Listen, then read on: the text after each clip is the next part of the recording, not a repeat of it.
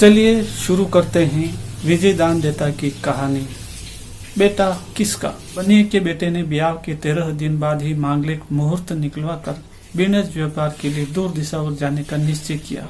उसकी घरनी लाज का घूंघट हटाकर जलते सुर में बोली, घर में न सास ससुर, न ननंद और न देवर जेठ, मुझे यहाँ किसके भरोसे छोड़कर जा रहे हैं? धनी अचरज से बोला, भरोसे किसके? तुम क्या दूध पीती बच्ची हो जो अकेले नहीं रह सकती? गरनी बीच में ही बोली, बच्ची होती तो कोई डर नहीं था, भला ये दूर रहने के दिन है। यूं अदरपम में छोड़ना ही था तो ब्याह किया ही क्यों? लेकिन तुम्हें कमी किस चीज की है? 3 मंजिली हवेली, धन से भरे भखार, तिजोरी में अनमोल हीरे मोती, अनगिनत गहना गांठा, चादर तान कर सोओ और मस्त रहो। धनी से कैसी शर्म। आखिर लाचार होकर उसने न कहने लायक बातें भी साफ साफ कह दी, मगर वह न माना। बनिया बिणज से मुंह मोड़ ले तो 7 पीढ़ियों की नाक कटती है। तिजोरी में कैद कंचन के आगे बेचारी काया के कंचन की क्या विसार। गरनी ने रोग मांदकी की बात की तो उसने कहा कि हवेली के पीछे उसकी बाल सका सुनार का घर है। पुख्ता बुलावन दे दी कि वो सेठानी का कहा न टाले। बखत बेबखत कैसा भी काम हो वो कर देगा। ऐसे सच्चे मित्र बिरले ही मिलते हैं। सेठानी ने ज्यादा हट किया तो उसने फिर उसके रूबरू 2-3 बार जोर देकर सुनार को घरवाले की पूरी बुलावन दे दी। धनी के विदा होते ही सेठानी का रोम रोम कालिंदर के उन्मान फुपकारने लगा। कैसे चैन पड़े आटा सानते हुए उस पर राम जाने क्या सनक सवार हुई, जो उबलती दाल की देगची बेवनी में उलट दी। चूल्हे में पानी डालते ही हिवड़े के अंगार दहक उठे। मेड़ी का किवाड़ खोलकर पलंग पर करवटें बदलने लगी। चारों पाए और चारों इस उपले बिफरे हुए कालिंदर की नाई फन पटकने लगे। नशे में बोराई हुई सी सुनार की छत पर उतरी। निसंकोच मेड़ी का किवाड़ खटखटाया। सुनार अकचकाकर नींद से उठा। कौन है? आवाज सुन पड़ी। आधी रात को कौन हो सकता है? उसने सुनते ही बोली, पहचान ली? माथा ठनका। अटकते अटकते बड़ी मुश्किल से कहा, रात को किवाड़ नहीं खोलूंगा, यह तो मित्र के साथ घात होगा। ये किवाड़ सूरज की बाट नहीं जोते। फिर आपने अपने मित्र से कॉल किया था कि कभी मेरा कहा नहीं टालेंगे। उसके उपरांत रात के अंधेरे ने अपने तारे जड़े हाथों से आप ही आगल खोली। मेड़ी में आप ही घी के दिए जल गए। हल्का अंधेरा, हल्का उजाला, पलंग के चारों पायों पर मानो 4 चांद इमरत बरसा रहे हों। पहली ही रात पलंग की मनसा पूरी होने पर सेठानी की आशा ठहरी। 9वें महीने उसकी कोंख से मानो चांद ही जन्मा हो। दूज के चांद की तरह वो कोंख का चांद भी बढ़ने लगा। घुटनों के बल चलते चलते पांवों पर चलने लगा, खेलने लगा, बोलने लगा, दौड़ने लगा। 4 बरस की जुदाई के दौरान सेठ ने दिशावर्ष में खूब माया बटोरी और इधर सेठानी भी पलंग की माया बटोरने में पीछे न रही। जिस तरह अचिता गया था वैसे ही एक दिन सेठ ने अचिते ही हवेली के आगे ऊंट टेकाया। सूरज आकाश के बीच चमक रहा था। सेठानी तीसरे तल्ले पर चांद का इमरत पी रही थी। एकाएक ऊंट का अरडाना सुन पड़ा, जैसे तोप दगी हो। सेठानी का बेटा चौक में खेल रहा था। किसी अपरिचित आदमी को हवेली का किवाड़ खटखटाते देखा तो दौड़कर पास आया। किससे पूछ रहे हैं? क्या काम है? सेठ ने उससे उल्टा सवाल किया, तू कौन है? छोरा अचरज से बोला, यह मेरी हवेली है, लेकिन आप किसे पूछ रहे हैं यह तो बताया नहीं। सेठ सवाल पूछने वाले छोरे का चेहरा टुक टुक देखता रहा। 4 बरस पहले देखा एक सलोना चेहरा उसकी आंखों के आगे टिमटिमाने लगा। बेटे का चेहरा माँ से कितना मिलता है, पर सेठानी ने समाचार क्यों नहीं दिया? ऐसी खुशखबरी उससे छुपाई क्यों? सेठ उसे गोद में लेता हुआ बोला, मैं इस हवेली का धनी और तेरा बाप दिशावर बिनज के लिए गया था। यह कहकर उसे लाड करने लगा, मगर बेटा रो पड़ा और उसकी गोद से उतरकर भाग गया। तभी सेठानी ने जोड़े का किवाड़ खोला। उसके सामने साक्षात सेठ खड़ा था और सेठ के सामने साक्षात सेठानी खड़ी थी।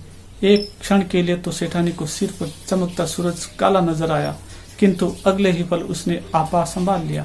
देह की समूची शक्ति जुटाकर मुस्कुराने की चेष्टा की। ऐसी हंसी रोकने से भी ज्यादा दुखदायी होती है। हंसी छलकाते हुए बोली, बाईं आंख फड़कने का शगुन कभी झूठ नहीं होता, लेकिन आपने आने की खबर क्यों नहीं की? सतवंती लुगाइयों को धनी के आने का आप ही पता चल जाता है, खबर करने की जरूरत क्या है? सेठानी के कलेजे में जैसे तीर खुबा। मुंह फिराकर बड़ी मुश्किल से चेहरे के भाव को छुपाया। हवेली के धनी और 7 फेरों के बेहाता के आने पर सेठानी को रेत की लीक तो पीटनी ही थी, किंतु उसका मन पीछे वाले मकान में भंवरे की तरह डोल रहा था। बेमन से रसोई बनाई, गुड़ का मांगलिक हलवा बनाया, पास बैठकर पंखा जलते हुए धनी को खाना खिलाया। सेठ को हलवा घी गुड़ से भी सवाया मीठा लगा। बरसों बाद खाने का ऐसा स्वाद आया। ब्यालू के उपरांत सेठानी ने कैसे सेज के लिए बेसब्री दर्शाई, उसकी माया वही जाने। उसके मना करते करते जबरन दिशावर गए। धनी से उसने न तो कोई शिकायत की और न रूठी। 16 श्रृंगार करके सेज की रीत पूरी करने में भी कोई कसर न रखी, मगर सेठ को सेज का तेवर हलवे जैसा मीठा नहीं लगा। उल्टे मुंह कड़वा हो गया। माटी की लोथ से भला कैसे अंगरली का आनंद आता। पलंग से उतरकर उसने एक ऐसा सवाल पूछा जिसका जवाब बिरली लुगाइयां ही अपने धनी को दे सकती है। सेठानी को टालम टोल करते देखकर सेठ ने कहा, डर मत, हम महाजन हैं, बड़े लोग हैं, गांवारों की तरह ऐसी वैसी बातों पर पखेड़ा नहीं करते, गुस्से को दबाना जानते हैं। तुझे सुनार की कसम, मुझे सच सच बता। सेठानी के रोम रोम में अंगारे भड़क उठे। यार की मर्यादा रखे या धनी की? धनी होता तो हाड़ मांस के कंचन को छोड़कर माटी के कंचन का लोभ करता भला। आज कसम देने वाले को दिशावर जाते वक्त सोचना था। कसम की पत रखने के लिए धनी को भी सच बताना होगा, जैसे सहेली को बता रही हो। इस तरह उसने धनी को सारी बात बता दी, कुछ नहीं छिपाया। बड़े अचरज की बात की। सेठ ने भी सारी बात इस तरह सुनी जैसे किसी दूसरी लुगाई के मुंह से सुन रहा हो। धन का लोभ और बीणज की समझ ऐसी ही होती है, इसमें अनहोनी कैसी? उसी गंभीर और ठंडे सुर में सेठ ने सुनार से कहा, तू मेरे बचपन का मित्र है, एक साथ खेले, एक साथ बड़े हुए, तुझे भाई से बढ़कर माना, तूने ये घात कैसे किया? सुनार ने सोचा, बंडा फूटना था सो फूट गया, अब आनाकानी करने में कोई तुक नहीं। बेधड़क जवाब दिया, लुगाई से बड़ा मित्र नहीं होता। सुनार ने सोचा, बंडा फूटना था सो फूट गया, अब आनाकानी करने में कोई तुक नहीं। बेधड़क जवाब दिया, लुगाई से बड़ा मित्र नहीं होता। जब वो घात करने से नहीं चुकी तो मेरी क्या जिनात? और तुमने तो कहा था कि कभी उसका कहा न टालूं। मैंने मना करने में कोई कसर नहीं रखी, परंतु वह नहीं मानी तो मैं क्या करता? मुझे दोष देना फिजूल है। सुनार इतनी समझदारी की बात करेगा, सेठ को सपने में भी इल्म न था। बोला, मैं किसी को दोष नहीं देता, न सेठानी को न तुझे। मैं तो अपने आप को भी दोष नहीं देता। जो होना था हो गया, लेकिन आपस में कोई विवाद न हो तो अच्छा है। तेरे अंश का होते हुए भी इसका बाप मैं कहलाऊंगा। मेरा बेटा मुझे दे दे। 4 बरस का बेटा 4 बरस पहले बिजनेस करना सीखेगा। सुनार ने सोचा, जब पोल खुल ही गई है तो असल बात के लिए शर्म कैसी? कहा, जब बेटा मेरा है तो कोई और इसका बाप कैसे हो सकता है? मैं अभी जिंदा हूँ। बेटे पर माँ से ज्यादा बाप का हक होता है। हर बात में लोभ अच्छा नहीं, लेकिन सेठ किसी भी सूरत में लोभ छोड़ने को तैयार न हुआ, न ही सुनार ने गम खाया।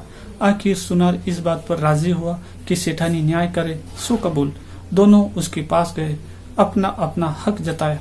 सुनार सुनकर सेठानी की अक्ल चकरा गई। दुनिया थरपने से लेकर आज तक किसी लुगाई को ऐसा न्याय निपटाना नहीं पड़ा होगा। भट्टी में कितने ही पुराने लोहे का जंग भस्म हो जाता है, उसी तरह ये न्याय कबूल करके सेठानी के तमाम संस्कार जलकर भस्म हो गए। झूठी लाज शर्म को हटाकर कहने लगी, सेठ मेरे धनी हैं, सुनार मेरा बाहेला है। जब तुम ही को मुझसे फैसला करवाते और अपना अपना हक जताते हुए लाज नहीं आई तो मैं ही लाज का मुखौटा क्यों ओढ़ूं? अब मुझे किसका डर? फिर धनी की ओर देखकर कहने लगी, तुम माया के लोभी लुगाई की देह का सौदा करने में भी नहीं चुके, फिर तुम्हें ब्याह करने का क्या हक है? बेटे पर हक जताने वाले यूं दिशावर नहीं जाते। मैं मान जाती तो सब दवा ढका रह जाता। न होते हुए भी तुम इसके बाप कहलाते। लेकिन जब कुछ भी छुपा नहीं रहा तो मैं तुम्हें अपना धनी क्यों मानूं? मैं तुम्हें अपना धनी ही नहीं मानती तो बेटे का बाप कह लेने का हक तो सवाल ही नहीं उठता। उसके उपरांत उसी निसंकोच भाव से उसने सुनार से कहा, हम तीनों जानते हैं कि बेटा तुम्हारे बीच का है। खुद भगवान पूछे तब भी मैं सच्ची बात से इनकार नहीं करूंगी, लेकिन मेरे बेटे पर बाप का हक जताने वाला उसकी माँ को घर की धनियानी माने तो मैं झगड़े का सही फैसला कर सकती हूँ। सुनार का चेहरा शाह पड़ गया, जैसे चील ने उसके गले में अनमोल हार झपट लिया हो। पांव की अंगुलियों की ओर देखते हुए बोला, बेटा मेरा है सो मेरा ही रहेगा, मरकर भी किसी को नहीं दूंगा, लेकिन उसकी माँ की घर की धनियानी बनाऊं इतना मूर्ख मैं नहीं। जो अपने धनी की ही नहीं हुई वह मेरी कब होगी? ऐसी छिनाल लुगाई को मैं अपने गले की हड्डी नहीं बनाऊंगा। यह तो बखत बखत की दांव है। सेठानी को एकाएक भरोसा न हुआ, कोई आदमी का जाया ऐसे बोल भी उगल सकता है। भरोसा करे जैसी बात ही नहीं थी, मगर भरोसा करने के अलावा चारा ही क्या था? ऐसे भरोसे से बड़ा दुनिया में कोई दुख नहीं। वे झगड़ा निपटाने के लिए सेठानी के पास आए थे, परंतु मामला ज्यादा उलझ गया। सेठानी ने कहा, कोई जीते जी माँ की गोद नहीं छोड़ सकता। बेटा मेरा है और मेरा ही रहेगा। बेहया लुगाई के मुंह से ये पुख्ता बोल सुनकर दोनों ही मर्दानगी को ठेस लगी। इसका फैसला नहीं होगा तब तक चैन से नहीं बैठेंगे। देश के धनी राजा के सिवा इसका न्याय कौन कर सकता है? तीनों ने दरबार में फरियाद की। राजा न्याय के सिंहासन पर बैठा था। दीवान ने कहा, क्या बात है, सच सच बताओ। महाराज दूध का दूध और पानी का पानी कर देंगे। इस राज के न्याय से तो देवता भी डाह करते हैं। सेठ ने कहा, अन्नदाता आपको मुद्दे की बात बताता हूँ। कुठोर पीड़ और ससुर जी वेद क्या फरियाद करूँ। मेरे आंगन में उगी बेल बढ़ते बढ़ते इतनी बड़ी कि उसका तांता पड़ोसी सुनार के घर चला गया। संजोग से सुनार के घर वाले तांते में फल लगा, वह फल तोड़कर खा गया। इसके लिए मैं कोई उजर नहीं करता, किंतु फल का बीज तो मुझे मिलना चाहिए। बीज का हकदार तो मैं हूँ। अन्नदाता इसमें कुछ गलत हो तो जो कहें, जुर्माना भरने को तैयार हूँ। सेठ ने सीधे न कहकर इशारे में बात समझाई तो सेठानी भी उसी लहजे में बोली, गुनगुना दूध जावने में डाला तो ध्यान आया कि घर में तो जावन ही नहीं है। जावन के लिए मैं सुनार के घर गई, जावन लाकर दूध जमाया।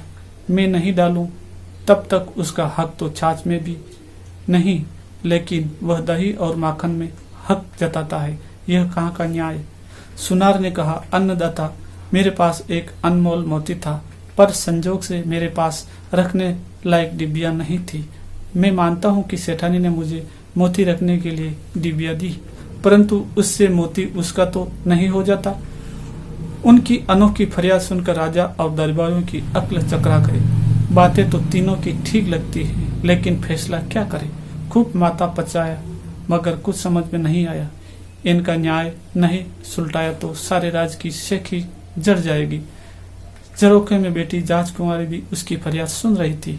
राजा को गता गम में देखकर उसके पास आई और उसने खरा न्याय किया। बोली, तुम तीनों ने इशारे इशारे में अपनी फरियाद की और मैं सारी बात का मर्म समझ गई।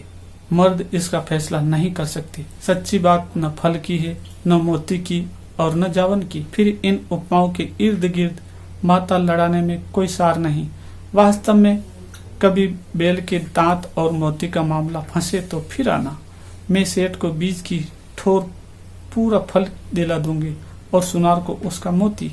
डिबिया के बदले मोती कभी नहीं मिल सकता, परंतु झगड़े के बेटे पर फकत सेठानी का हक है।